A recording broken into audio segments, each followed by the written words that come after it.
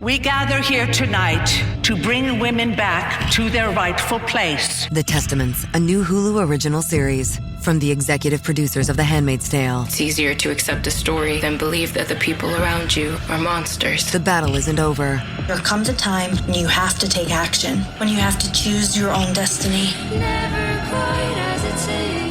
Watch the new Hulu original series, The Testaments, streaming on Hulu and Hulu on Disney Plus for bundle subscribers. Terms apply. Study and play come together on a Windows 11 PC. And for a limited time, college students get the best of both worlds. Get the Unreal College Deal. Everything you need to study and play with select Windows 11 PCs. Eligible students get a year of Microsoft 365 Premium and a year of Xbox Game Pass Ultimate with a custom color Xbox wireless controller. Learn more at windows.com/student offer. While supplies last. Ends June 30th. Terms at aka.ms/collegepc. A couple of years ago, the Cuban government decided to look into the possibility that its waters contain treasures. They were thinking of oil and gas, of course. They were thinking of sunken Spanish galleons and gold, thinking of all of this. And they gave concessions to 5 different marine salvage companies to search in different areas of Cuban waters. And one of these companies, ADC, which is a Canadian company, which has a very good track record in this kind of mystery, looking for oil and gas. And they were down very deep off Cabo San Antonio, off western Cuba, hauling behind the boat an instrument called side-scan sonar, which sends down sound waves to a 3-dimensional picture of what is on the seabed. It's rather accurate and state-of-the-art technique.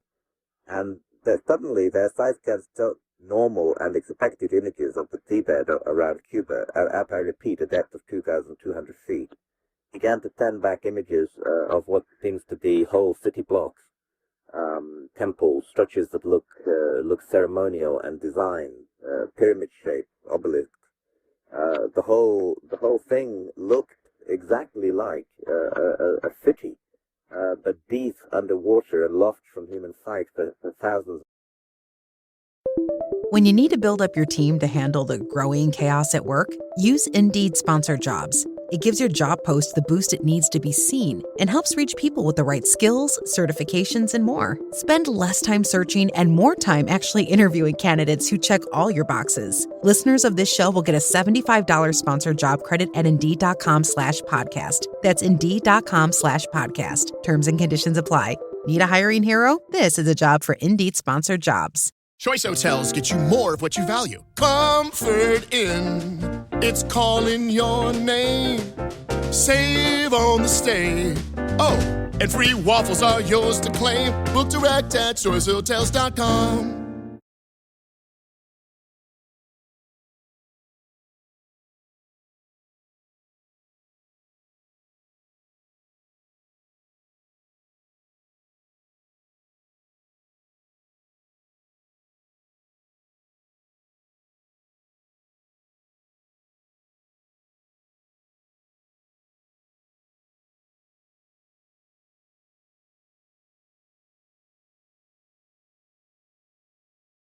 Thousands of years. 82 were able to follow this operated vehicle. 2,200 feet, by the way, is way too deep for any diver even to consider going. The deepest you can go on normal compressed air is about 120 feet.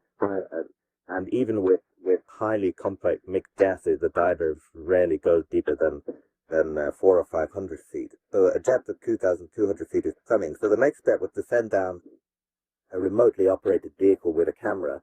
And again, this returned intriguing images of huge, regular blocks piled on top of one another, lying on the seabed, and of structures that did look like pyramids and obelisks.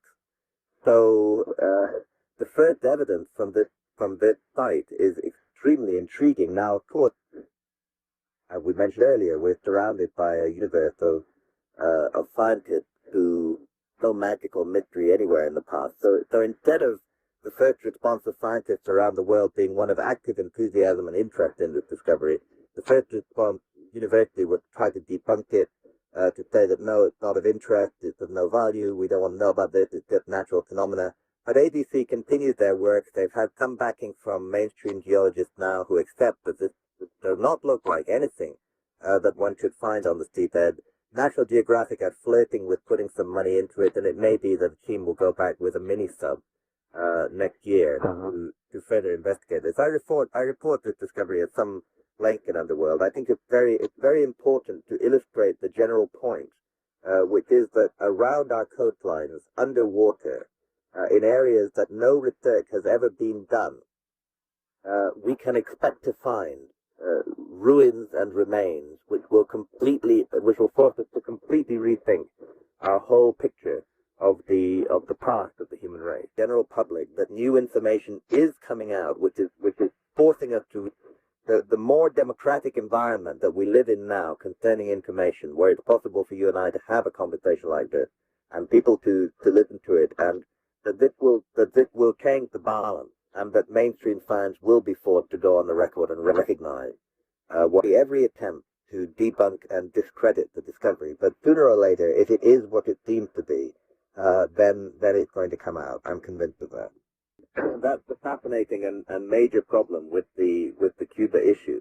Now, I mean, my view is that if we want to understand the flood traditions from all around the world and these memories of a lost civilization, then the answer is going to lie underwater, and that we have the events at the end of the Ice Age which account for a massive loss of land at a 400-foot rise in sea level. But as you say, this Cuban site is even featured on that, 2,200 feet.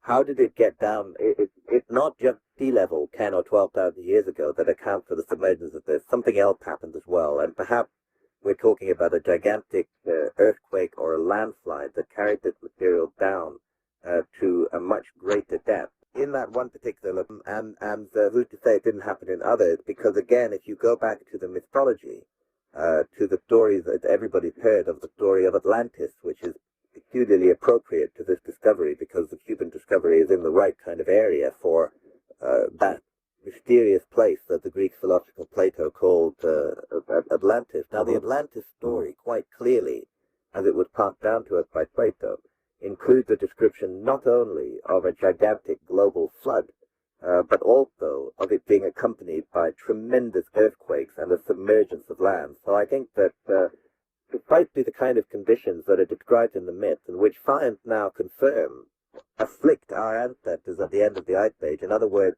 huge sea level rises and the collapse of land masses into the sea, precisely those kind of conditions would explain this Cuban anomaly.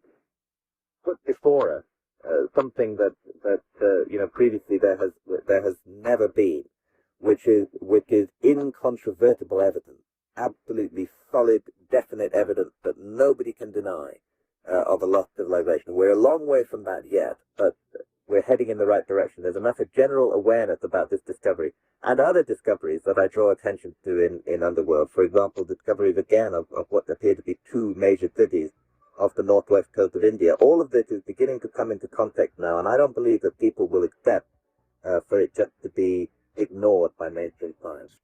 Again, some background for the listeners, India is an important part of my research in Underworld. It had to be because India has, first of all, we know from the scientific studies that India lost an enormous amount of land, and that this loss was mainly in two places, in the northwest of India and the southeast of India, where Sri Lanka used to be joined on to mainland India. So India lost a great deal of land to rising sea levels at the end of the Ice Age, more than 1 million square miles. And secondly, India has very extensive and detailed traditions, which are contained in the oldest Indian scriptures, the remarkable Vedas, which are said themselves to have come down from the time before the flood.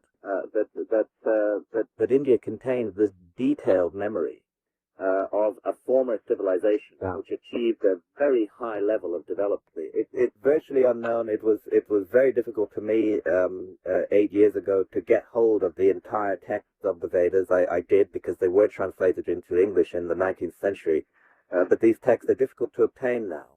But when you go through them, you find that what is being described is a highly advanced world, a highly advanced world culture, which is destroyed by terrible flooding. There are a few survivors who settle in the mountainous areas of India, carrying with them the memory of the former civilization, ensuring that its profound religious ideas are not lost, and thus the Vedas are said to be a re-promulgation in this age of the Vedas that existed before the flood.